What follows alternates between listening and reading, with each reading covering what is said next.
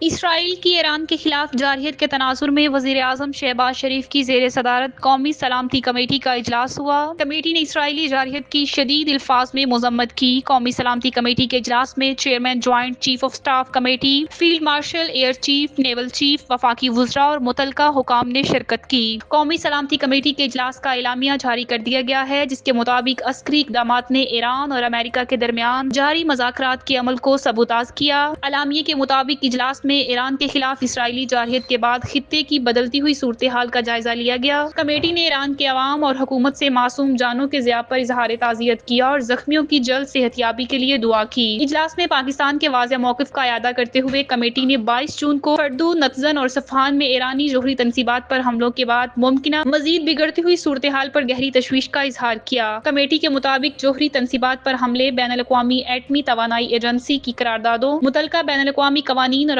اقوام متحدہ کے چارٹر کی خلاف ورزی ہے۔ قومی سلامتی کمیٹی نے اس عزم کا اعادہ کیا ہے کہ پاکستان متعلقہ فریقین سے قریبی رابطے میں ہے اور علاقائی امن و استحکام کے فروغ کے لیے اپنی کوششوں اور اقدامات کو جاری رکھنے کے لیے تیار ہے۔ کمیٹی نے تمام متعلقہ فریقین سے مطالبہ کیا ہے کہ تنازع کو اقوام متحدہ کے چارٹر کے مطابق بات چیت اور سفارتکاری کے ذریعے حل کیا جائے۔ قومی سلامتی کمیٹی نے بین الاقوامی انسانی حقوق اور انسانی ہمدردی کے قوانین کی پاسداری پر بھی زور دیا۔